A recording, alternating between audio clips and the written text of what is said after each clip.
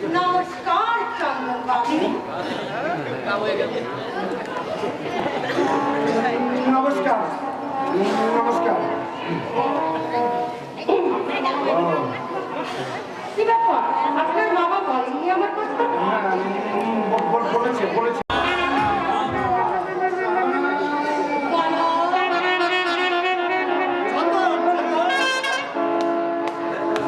মামা তুমি এখন যাও, মামা তুমি এখন যাও, তুমি এখন বাইরে যাও না। আজ রাতটা আমি এই সানার বাড়িতেই থাকবো। হ্যাঁ, সেটা কি উচিত হবে চন্দন? বাড়িতে সবাই চিন্তা করবে। আমি জাহান নামে চাষ তোমার এই বাড়িটা। আমি এখান থেকে আজকে রাতের জন্য এক পাও নড়বো না। কিন্তু থাকতে চাইছে থাকুক না, জলে তো আর পড়ে যায়নি। Don't trespass. যাও, তোমার যেখানে খুশি তুমি সেখানে চলে যাও। আমি আজ এই সানার বাড়িতে থাকবো। মামা সানা,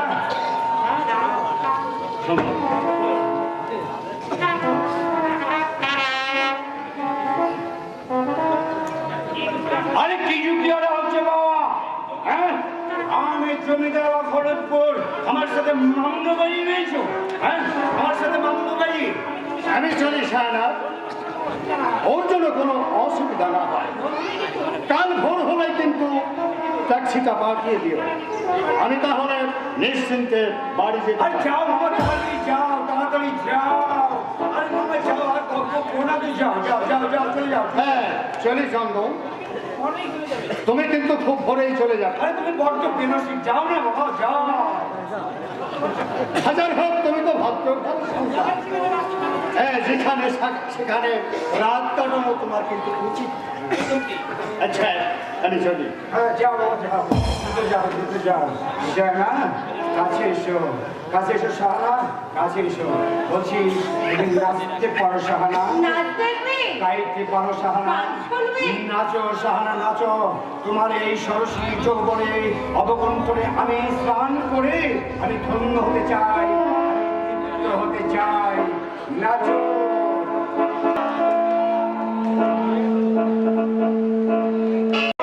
আমি কখনোই কল্পনাই করতে পারিনি একটা শিক্ষিত মেয়ে। তুমি বিশ্বাস করো তবে এর আমি গুন্ডা কোনো কিছুই জানি না। ওরা যে এইভাবে আমি টের পাইনি। তুমি বলতে চাইছো তোমার স্ত্রী? শুধু স্ত্রী নয়, ছেলেকে আছে, হয়তো ডাক্তারও সব জানে। আমি যদি আগে বুঝতে পারতাম আমার সঙ্গে ওরা এইভাবে বিয়ের ব্যবস্থা করবে।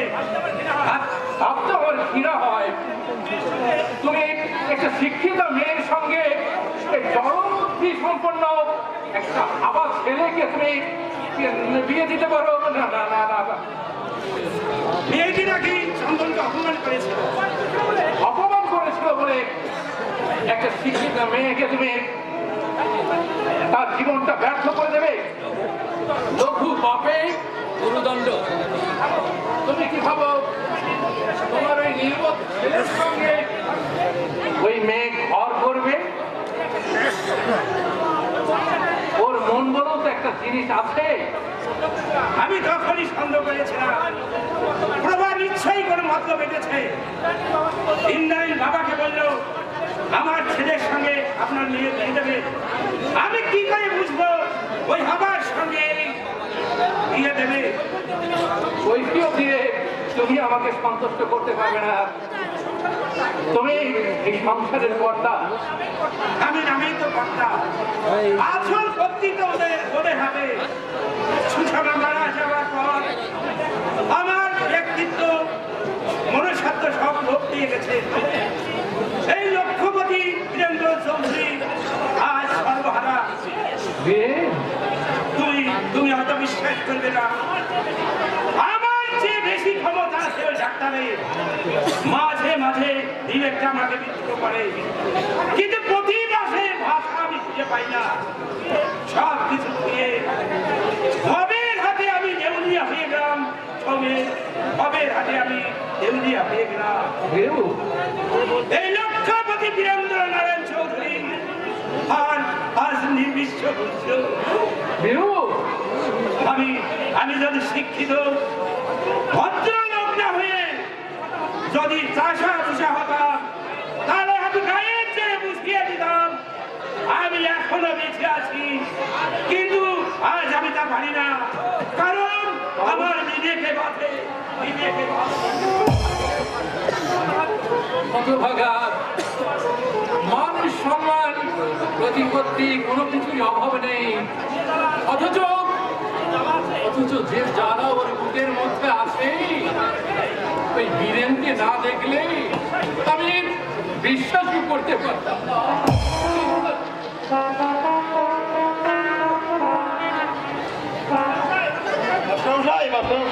না বিলাস না, এ বিয়ে আমি মানি না, এ বিয়ে আমি মানি না, কিছুতেই মানব না। আমি আমার ইন্দ্রাণীকে আমার বিবাহ দেব, না হয় গলায় কলসি বেঁধে গঙ্গার জলে ডুবিয়ে দেব। এ বিয়ে আমি মানি না বিলাস। চলে যাচ্ছে আমার মুখটা, চলে যাচ্ছে বিলাস। আমি সবটাও ভাবিনি ইন্দ্রার মতো একটা জানোয়ারের হাতে পড়বে। বিয়ে যখন হয়েই গেছে, এ বিয়ে নয় বিলাস, এ বিয়ে নয়, এ হচ্ছে প্রবঞ্চনা। খালি চৌধুরী আমার সঙ্গে প্রবঞ্চনা করেছে, ইন্দ্র আমার কাছেই থাকবে। আমার যদি একটা বন্ধু ছেলে থাকতো, আমি খাওয়াতাম, খাওয়াতাম বিনা। চলে যাচ্ছে রে বিনা, আমার মুখটা চলে যাচ্ছে, তুষের আগুনের মতো চলে যাচ্ছে। তুই আমাকে বিষ এনে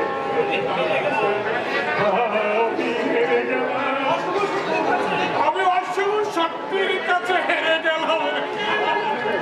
কাঁদবেন না মাস্টারমশাই, কাঁদবেন না। এরই নাম হয়তো বিধিলিপি। বিধিলিপি? বিধিলিপি নয় রে বিলাস, বিধিলিপি নয়, এ হচ্ছে মানুষ নামক ওই জানোয়ারদের ভিন্ন ষড়যন্ত্র। আমার ইন্দ্রার জীবনটাকে নষ্ট করে দেওয়ার জন্য। বাবা বাবা,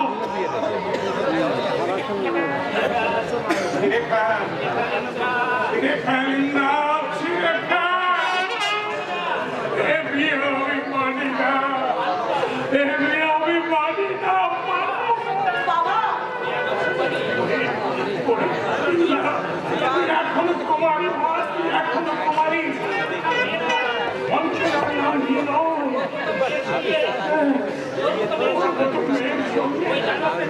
ওই জানোয়ারটার বিয়ে হতে পারে না।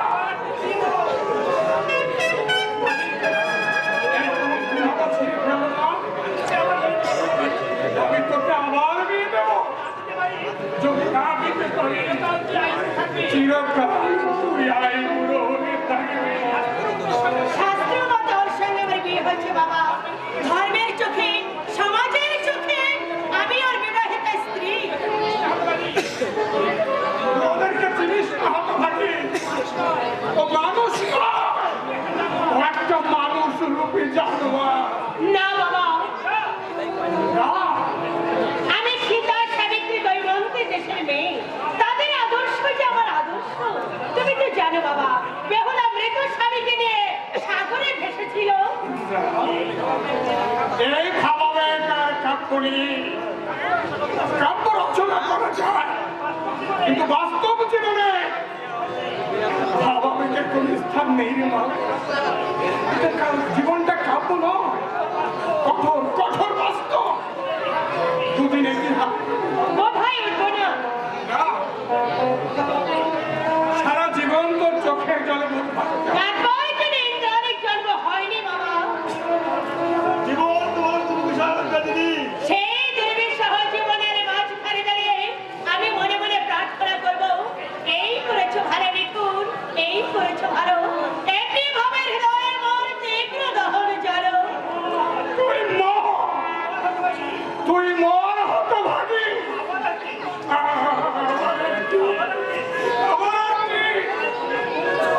থেকে আমি মনে করবো না হলে আমার কেউ ছিল না। বাবা কত আশা ছিল, কত স্বপ্ন ছিল, তোর বিয়ে দিয়ে একটু শান্তি পাবো। আমি হেরে গেলাম নিন্দা, আমি হেরে গেলাম অশুভ শক্তির কাছে। আমি হেরে গেলাম।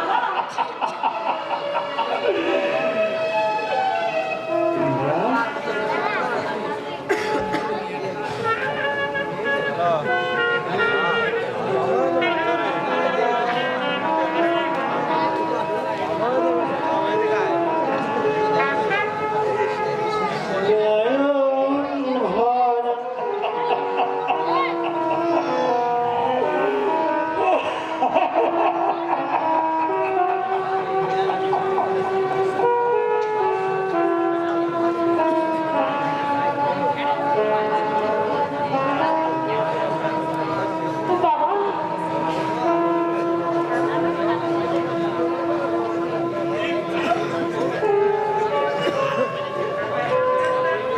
বাবা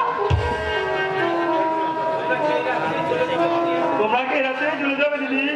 এই বিলাস, বাবার মনের অবস্থা ভালো নয় আর ওরা যখন নিয়ে যেতে চাইছেন প্রশংসা করছি দিদি, অন্য কোনো মেয়ে হলে কেঁদে ভাসিয়ে দিত। আমি ভগবানের কাছে প্রার্থনা করি আগামী দিনের বছর যেন তোমার শুভ হয়, শুভ হয়। বিলাস